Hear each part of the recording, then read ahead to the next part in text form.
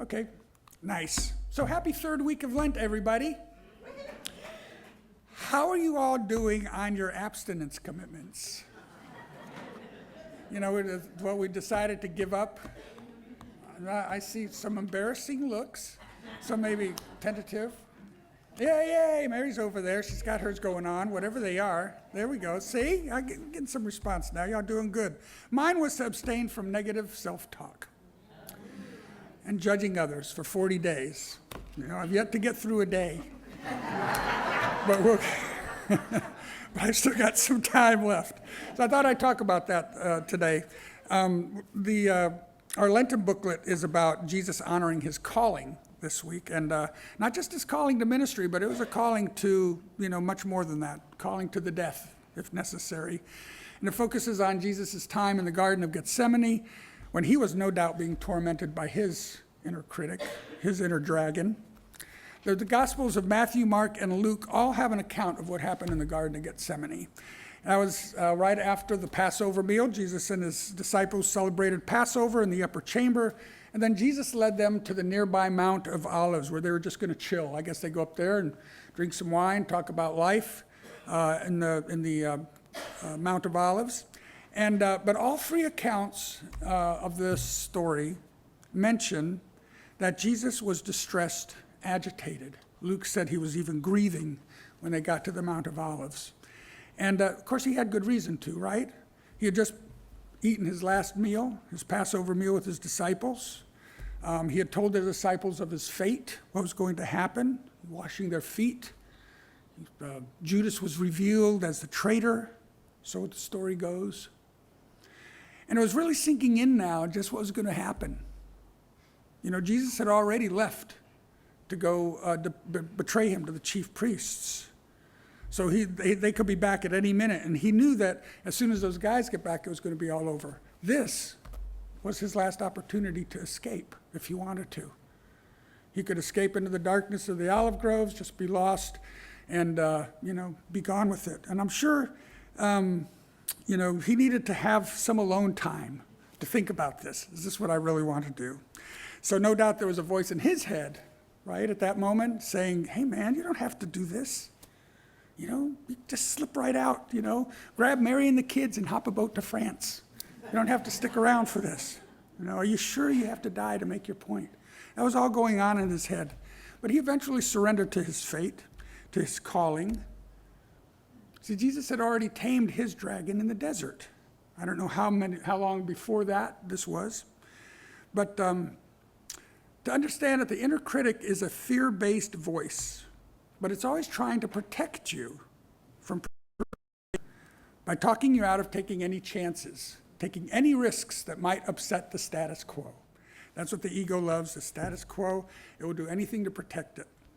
And I think dragons are great metaphors for our ego self because they are mythical creatures. They're in a lot of mythologies, they're meant to be the bridge between heaven and hell, or between our divinity and our humanity. Here's some dragons. I promised some pictures of dragons. Beautiful, beautiful things. They've been around for centuries, appearing in myths and legends. And now in Chinese culture, the dragons are more serpent-like, and they represent power, strength, good fortune. So the Chinese consider dragons benevolent and wise. When you get over to the Eastern Europeans, they're the guys that's where we see the malevolent fire-breathing dragons. And we have the story of St. George slaying the dragon. The dragons represented evil and temptation, and slaying the dragon was just a metaphor for how the triumph of good over evil. But now in Mesopotamia, I think that's where Iraq is now, depicted as fierce protectors and guardians. So there's dragons guarding the temples, there are dragons guarding the castles, and they're also meant to guard things. There's a dragon that guards the golden fleece in the Greek myth of the golden fleece. And they also protect people, like Princess Fiona in Shrek. So, I was just waiting to see if you were paying attention. The dragon we're going to talk about today, though, is just a voice. It's a voice we all know too well. It's a voice I hear every time I want to make a change, every time I want to adopt a new practice, start exercising, even to write a song. It's that voice that starts in the back of my head, that starts saying things like, what are you doing? You're going to start something new again? How long is this going to last? You're just going to quit when the going gets rough, aren't you? Why even bother? And on and on and on. Okay? I make a wrong turn. I'm driving around. I turn the wrong way. And I hear, you dummy. I'm like, where did that come from? Someone just called me a dummy. And they were kind of angry about it, too. What is this voice? Where does it come from? Who said that? But I remember that dragon that haunts my psyche with barbs and self-deprecation is actually on a misguided attempt to protect me. So it's not a dragon to be slain. It's a dragon to be tamed. Taming is about building a safe environment where both you and your dragon can live and share a consciousness with clear boundaries. And even though that voice is critical, for the most part, we should pay attention to that inner dragon, to what it's telling us, because it can be a mirror for our fears. It can help us avoid hitting roadblocks along the way. A dragon can also frighten us into inactivity, to where we're so afraid to do anything that we just do nothing. We abandon our projects and goals and dreams. You'll hear what-if statements. When you start hearing, what if this happens? What if that happens? Those are fear-based statements. And you know when you hear that, it's coming from your dragon, not from your higher self. So when Jesus said, judge not, lest we be judged, in the same measure that we judge, we will be judged. I don't believe he was just talking about other people judging you. I think he was talking about self-judgment too. Because I believe you receive the effects of your judgment right there. And the moment you judge, you're getting that back immediately. It's scientific. It's very Newtonian, right? To every action, there's an equal and opposite reaction, and it happens immediately. So he was warning us against self-judgment, and he did it in this beautiful, brilliant statement. Why do you look at the speck of sawdust in your brother's eye and pay no attention to the log in your own eye? How can you say to your brother, let me take a speck out of your eye, when all the time there is a log in your own eye? You hypocrite. First take the log out of your own eye, and then you will see clearly how to remove the speck from your brother's eye. A beautiful metaphor that emphasizes the importance of addressing our own flaws and shortcomings before pointing out the flaws of others. It's also a lot safer, depending on how big the guy is, you're pointing out the flaws to. But this isn't about fixing yourself. This isn't about really changing yourself at that level. It's more about stop trying to fix others. In other words, mind your own business. I call it the bronze rule, because it's really, do unto others as you would have others do unto you, and mind your own business. Those are the two rules that you could live by. They say that men are always trying to jump in and fix things, but we're all fixers, okay?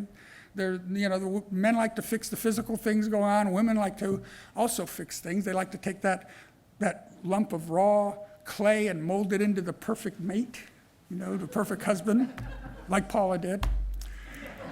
But we're always tempted to wage war on something else. We wage war on stupidity, on cruelty, wage war on certain individuals, religions, nationalities. But to realize that those wars are outside ourselves, right? The battle is not out there. The battle is inside of you. All of the great wisdom teachers tell us the only wars to fight are those within yourself. The only foes in your life is the foe within. And that's where we should focus our attention. So psychologists have defined 3 types of inner critics. We'll see if you recognize any of these. The first one, the perfectionist. Any relations? Anyone want to relate to that already? So when you do 99 things right, the perfectionist is the voice that comes in and points out that one thing that you did wrong. I had 20 people tell me what a great talk this was, and one person said, meh, so it ruined my whole day, right? That's the perfectionist talking. That becomes my excuse for just giving up. Oh, I'm just not going to do it anymore. But if you're paying attention, The perfectionist is going to shed some light on that people pleaser in you, the part of me that wants to, please everybody and be accepted.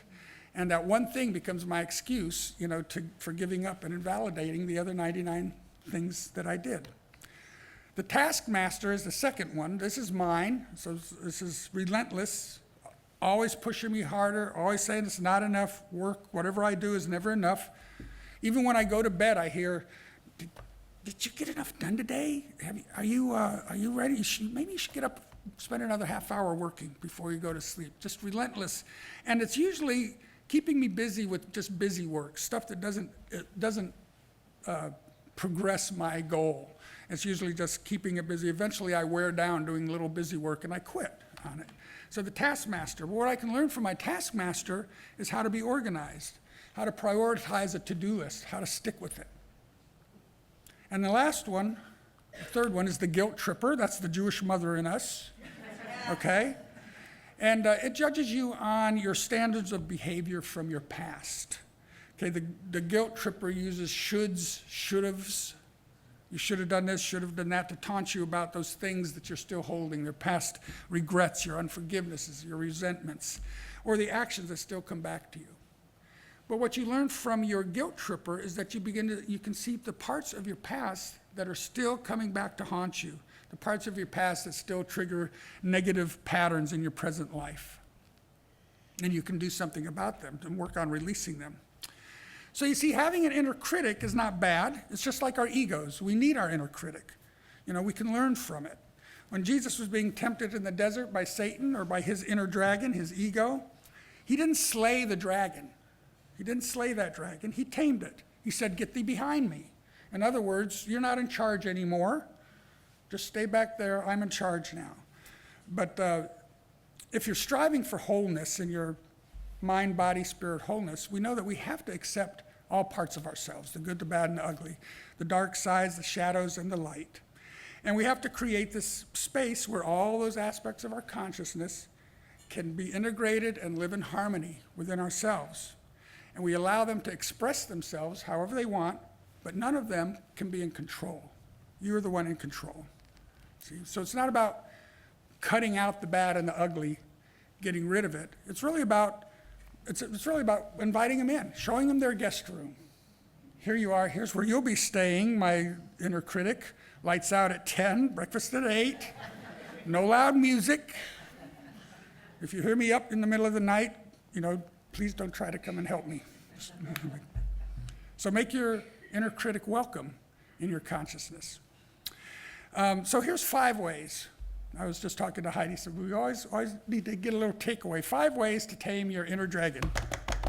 Drum roll, please. Oh, well, let's go back. I'm not there yet. That was Ishmael, by the way. Because the first way to tame your dragon is to name it. Okay, to tame your dragon, name your dragon. And not only name it, but befriend it. Befriend your inner dragon, cultivate a relationship with it. Because, there's the usual names, Nervous Ned, Judge Judy. There's Judge Judy going off in my head again. So I named mine Ishmael. So it's a black bearded mustache. He wears the traditional robe. There he is.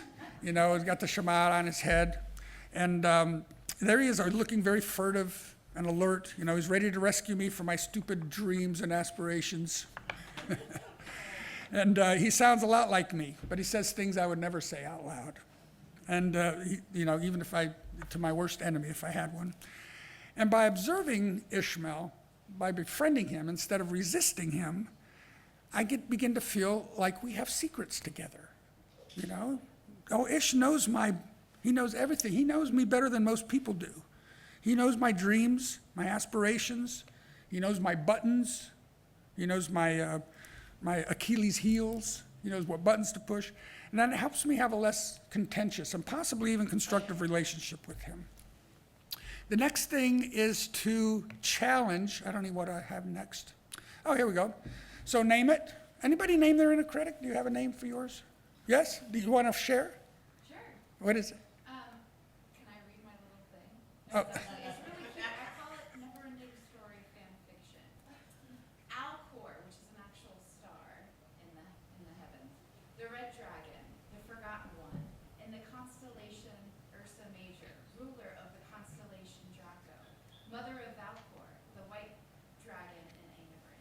Wow, you have a lot of names for your inner dragon. Draco is a good one. Very specific. Yeah. Oh, good.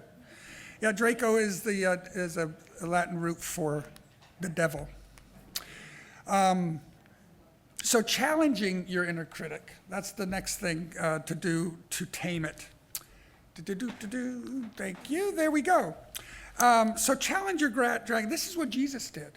Jesus challenged his dragon. In the desert, his dragon said, if you're the Son of God, tell these stones to become bread. Jesus goes, man shall not live by bread alone. His dragon said, throw yourself down from this temple. Jesus challenged it. Do not put the Lord thy God to test. His dragon said, bow down and worship me. His dragon said, get thee behind me, Satan. And then it says the devil left him and the angels came and attended to him. When Ishmael says nobody likes you, I challenge it. Is that really true? Nobody likes me? Come on, folks. Is it true? All right. Yeah. Very funny. Okay. No, thank you. And really, is it true? You challenge it. All my friends, my wife, everybody say nobody likes me, and then it kind of puts them at bay there. The next one, the best friend rule. It's a good one, easy one to remember. If you wouldn't say it to your best friend, don't say it to yourself. Just like the you dummy. I couldn't imagine sitting there with my best friend driving. He makes a wrong turn, and I go, you dummy. But the inner critic, my dragon, is okay with that for some reason. And it's because he's not tamed yet. He's not tamed. Once I tame him, I'll train him right now. Next, the reframe rule. Now this is a good one because you can take the negative comment and reframe it. It could be as simple as adding a yet. For instance, if Ishmael says, you just don't have what it takes to be successful yet. But I'm working on it, and that totally shifts the energy of the comment. And finally, you can use humor to tame your inner dragon. Self-deprecating humor is actually known to be good for you. It's known to have people who use self-deprecating humor are just known to be happier and more at ease with themselves. So you do that by really just exaggerating, make it sound ridiculous. If Ishmael says, I always mess everything up. You always mess everything up. I'm like, really, everything? I can't even brush my teeth right? Is that what you're saying? I mess everything up?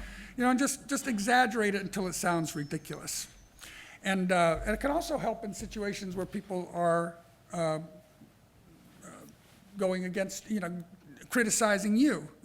I'll say sticks and stones may hurt my bones, but nothing you can say can hurt me because what I tell myself is much worse than anything else that you could say. And it totally de-arms them there. And then the last one that's not up there, I added, is called and stop. And stop. When Ishmael gets locked into one of those fire-breathing trances, like a dog just barking at something, you can't break it. The only way to break it up is I very calmly and firmly, I say it aloud if I'm alone, and stop. And stop. And that gives me at least 5 seconds. It actually stops him. And then 5 seconds later, he starts talking. But in that 5 seconds, I can think of something else to do, like one of my other dragon stopping techniques, dragon training techniques. But try that. And stop, and feel that peace for a few seconds. And then, of course, he'll come back, but it's worked for that minute. You've broken the trance. Now, once you've tamed your dragon and removed your log, you're going to begin to make righteous judgments instead of judgments from your sense perception. Righteous judgments are judgments from your spiritual perception. What Jesus calls righteous judgments as opposed to judging by appearances. So instead of removing the speck from your brother's eye, you'll begin to say, wait, what speck? You're not going to see it anymore. And you're also going to find some collateral blessings from the result of training your dragon. See, they can be friendly. You're going to have higher self-esteem. Once you tame that dragon, it gives you more credence to your intuition and your inner voice. You're going to have more confidence in your intuition. I'm just getting around to there where I can start beginning to trust my intuition. It used to work like less than half the time, then I started working half the time. Now I'm getting pretty good with following that voice the tiny voice I hear and following it, and it's been working out great. So I've noticed that we get more confidence in our intuition as we tame that inner dragon. We have less fear of change when things changing. Paul and I are going to be moving to France in a few months. That's a big change.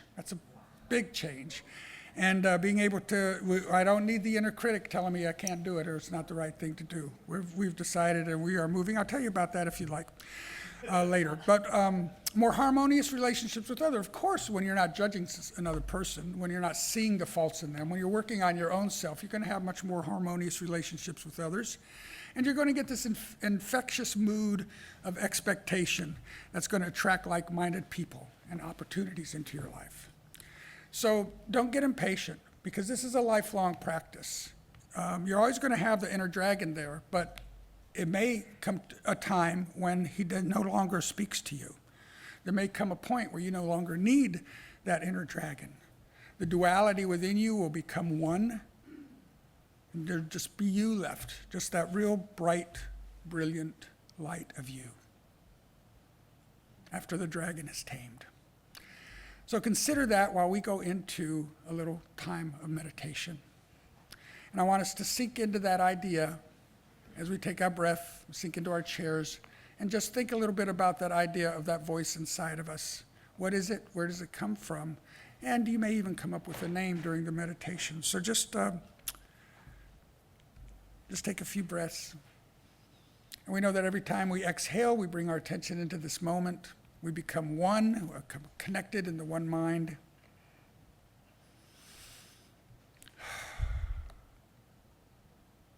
I want us to focus on the idea of wholeness,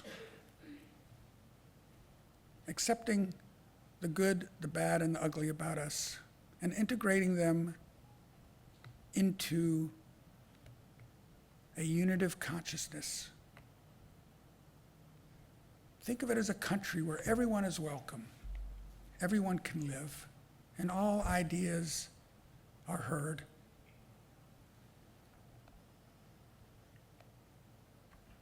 Create a place in your consciousness where all can exist and coexist peacefully. If you don't have a picture of your inner critic yet, maybe just picture. A lot of times it looks like yourself. A lot of times it sounds like yourself. And invite that inner critic to join you. Don't resist. Say, I've been trying to shut you up, but I'm going to start listening now.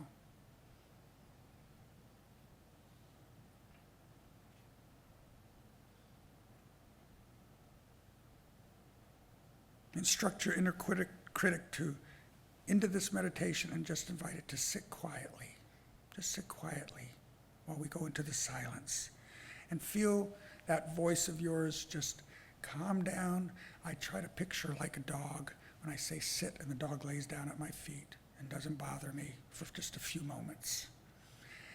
And that's communing with your mind, but allowing it to express itself, but not to have control over you.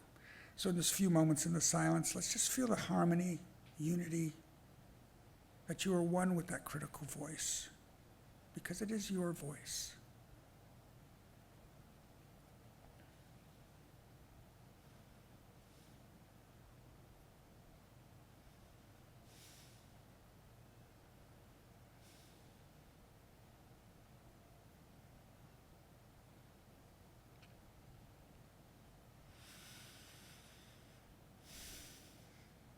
Our first lesson, love thyself, know thyself.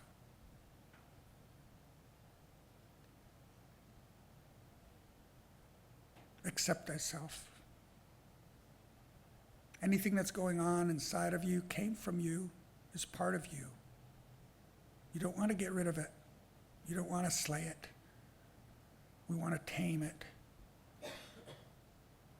Make it a part of who you are. And allow it to be there, but not to control you. And as we go through life, we can watch as the true self, the true expression of who you are, begins to come forth, drowning out all other voices. We give thanks for this time. We give thanks for this insight. We give thanks for every part of ourselves that make up who you are. It's all good. We agree that it's so. We say, and so it is together, and so it is. Richard, can I make Thank you. a request? Sure. Would you sing Puff the Magic Dragon? You guys know the words? I don't know. It's up to the music team.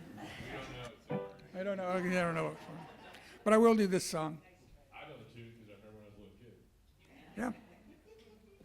And then Peter, Paul, and Mary insist it's not about smoking. It's a different thing. So this is just kind of a love letter to myself, and I hope you can take it to heart too. It's on my 12 Power CD. I do have music, a lot of music, and I don't know what's available in the bookstore, but I will, if you're interested, I can get more music into the bookstore. I know we're not buying CDs so much anymore, so I'm doing little flash drives and things like that with my albums on it. So, and if you want to just let me know, I didn't bring any with me today. I feel like I'm home. I shouldn't be selling stuff, but if you want some music to take home, I can set you up. All right, are you ready? Okay.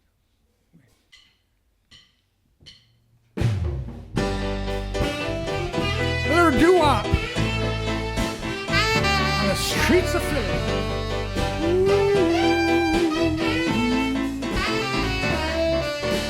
Take it easy on yourself. Don't let your mistakes repay you. Let your intuition help. See yourself the way God made you. Life will wait for you. It's never too late for you. Don't let judgment turn into regret. Take it easy on yourself.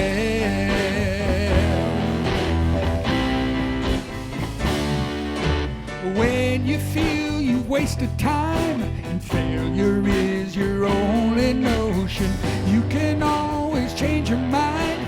See mistakes as forward motion. Judge mentality become your reality. So before you try with anybody else, take it easy on yourself.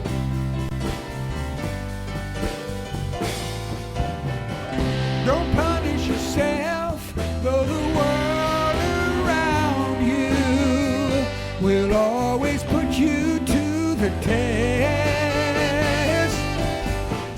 Keep loving yourself and let your faith surround you. Be a friend to the one who knows you the best.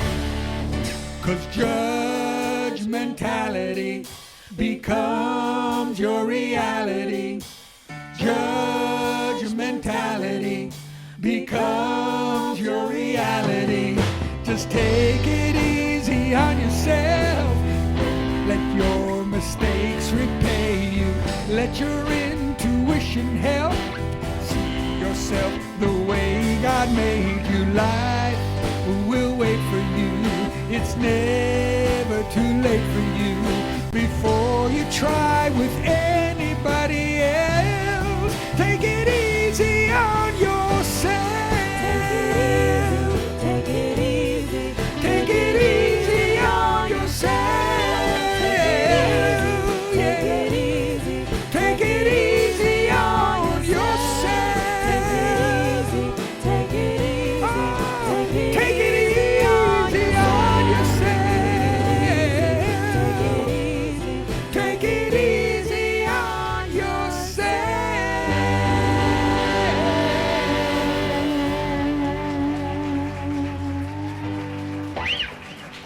Thank you very much, everyone. I love you guys.